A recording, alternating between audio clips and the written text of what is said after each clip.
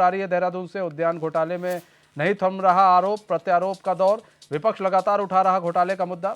सत्ता पक्ष के 2 विधायक घोटाले को लेकर आ चुके हैं सामने। एक विधायक ने लगाया विभाग पर आरोप, दूसरे खुद फंसते आ रहे नजर। उद्यान घोटाला बना सरकार के गले की फांस। तो उद्यान घोटाला जो है वो सरकार के गले की फांस बनता चला जा रहा है और आरोप प्रत्यारोप का जो दौर है अब घोटाले को लेकर वो काफी तेज हो गया है। जो विपक्ष है वो लगातार सवाल अब उठा रहा है। उसका कहना है कि सत्ता पक्ष के 2 विधायक जो है घोटाले को लेकर सामने आ चुके हैं, जिसमें एक विधायक ने विभाग पर आरोप लगाया है, दूसरा खुद इसमें फंसता नजर आ रहा है। तो 2024 के लोकसभा चुनाव से पहले उद्यान घोटाला जो है सरकार के लिए गले की फांस बनता हुआ नजर आ रहा है। इसमें एक विधायक का भी नाम आया था जो कि बीजेपी विधायक है।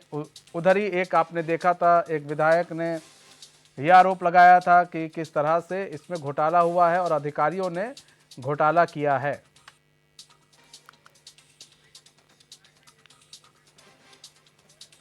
हमारे साथ रोहित जुड़ चुके हैं, लाइव जुड़ चुके हैं पूरी जानकारी के साथ। रोहित, उद्यान घोटाला जो है अब वो थमने का नाम नहीं ले रहा है। आरोप प्रत्यारोप का जो है वो दौर वो चालू है। विपक्ष अब किस तरह के आरोप लगा रहा है फिर से?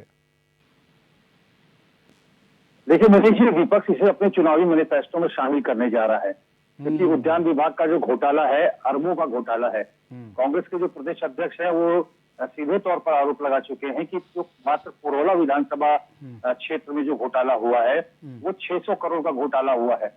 और हमने देखा था कि पुरोला के जो विधायक है दुर्गेश्वर लाल, जो कि ruling party Bharatiya Janata party के ही विधायक हैं, उन्होंने एलिगेशन लगाया था, एक वीडियो भी जारी किया था जिसमें वो दिखा रहे थे कि किस तरह से सेब की सूखी हुई टहनी, सड़ी गली टहनियों को उद्यान विभाग के द्वारा वहां पर नर्सरी में गाड़ दिया गया। हजारों की संख्या थी इनकी और ऐसे में वो लगातार आरोप लगा रहे थे कि जो बवेजा है उद्यान निदेशक, उनके सरपरस्ती में सारा काम हुआ है। लेकिन इसमें निश्चित तौर पर जो जिले के उद्यान के अधिकारी हैं वो भी फंसते हुए दिखाई देंगे, क्योंकि आखिर कैसे उन्होंने एनओसी दे दी, आखिर सूखे वृक्ष क्यों लगाए गए, किसानों के साथ इतना भद्दा मजाक क्यों किया गया। राज्य सरकार की जो एक बहुत ही महत्वपूर्ण जो योजना थी, मुख्यमंत्री बागवानी एकीकृत योजना, उसी योजना के तहत जो है किसानों को लाभान्वित करने का ये पूरा का पूरा दारोमदार उद्यान विभाग के पास था। लेकिन जब मुख्यमंत्री ने इसमें तमाम जो अनियमितताएं देखी, उसके बाद आनन फानन में मुख्यमंत्री ने निलंबित कर दिया एच एस बवेजा, जो कि निदेशक रहे हैं उद्यान विभाग के। और इसके साथ ही मनीष जी, रानीखेत में भारतीय जनता पार्टी के ही विधायक हैं, उन्होंने उनके ऊपर आरोप लग रहे हैं।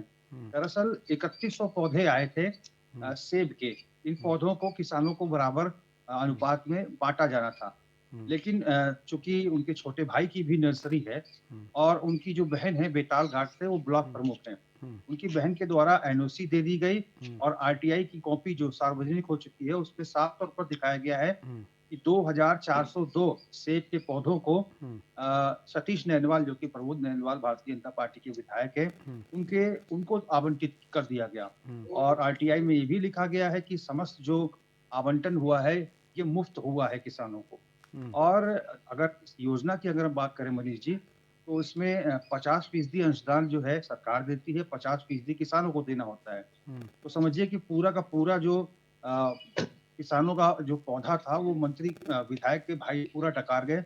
और इसके बाद अब जगह जगह जो है बयानबाजी देते हुए फिर रहे हैं कि मेरा इससे कोई लेना देना नहीं है। लेकिन आरटीआई की रिपोर्ट में झूठ नहीं है, आरटीआई की रिपोर्ट तो सत्य दिखा रही है और सत्यता के आधार पर ही अब सीबीआई ने इनको भी जांच के घेरे में लिया है। अब विधायक जी से भी पूछताछ होगी कि आखिर में किसके प्रभाव के चलते, आखिर वो कौन रसूखदार था, कौन आपका चहेता था, जिसके आधार पर आपको किसानों को दिए जाने वाले पौधे समूचे 90% पौधे आपको दे दिए गए।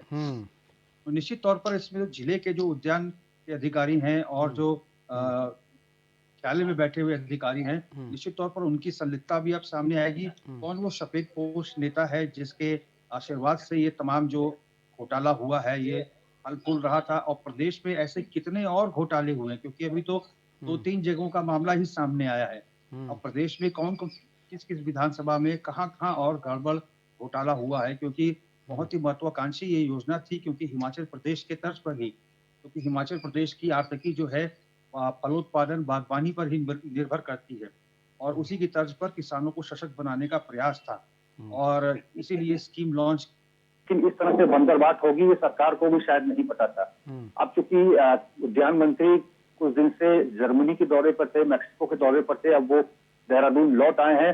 अब निश्चित तौर पर उनसे भी हो सकता है पूछताछ हो जाए कि साहब क्या आपकी जानकारी में ये सारी चीजें नहीं थी, क्या उद्यान निदेशक आपकी सुनते नहीं थे, और ऐसे उद्यान निदेशक को क्यों जिम्मेदारी दी गई जिसके ऊपर हिमाचल में पहले ही विजिलेंस की जांच चल रही है। यानी कि एच एस बहुजा के ऊपर हिमाचल प्रदेश में भी विजिलेंस की जांच गतिमान है। तो ऐसे करप्ट अधिकारी को उत्तराखंड में क्यों जगह दी गई, ये तमाम चीजें हैं जो धीरे धीरे परत दर परत अब इनकी खुलती जाएगी। लेकिन जहां कांग्रेस की अगर हम बात करें तो इसने अपना चुनावी मुद्दा बनाया हुआ है। अब सीबीआई की जब जांच होगी तो कौन कौन वो सफेद पोस्ट नेता है, कौन नौकरशाह फंसते हुए दिखाई देंगे, ये बहुत जल्द ही इसका खुलासा होगा। क्या कोई जेल भी जाएगा, इसका भी खुलासा बहुत जल्द होगा। और क्या सरकार की किरकिरी से होगी या सरकार जो है जीरो टॉलरेंस की, नो पेंडेंसी की बात। फिलहाल उद्यान घोटाला जो है सरकार के गले की फांस बनता हुआ नजर आ रहा है। बहुत बहुत धन्यवाद रोहित हमारे साथ जुड़ने के लिए और तमाम जानकारी साझा करने के लिए।